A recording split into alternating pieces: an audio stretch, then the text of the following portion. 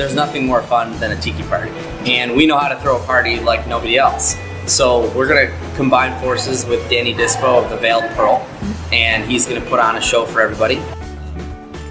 The Veiled Pearl is following a model that was built by Brian Miller in New York, doing monthly or weekly pop-ups at other bars around town. Being a mezcal bar, I think it's going to be amazing to experiment with mezcal as a tiki cocktail.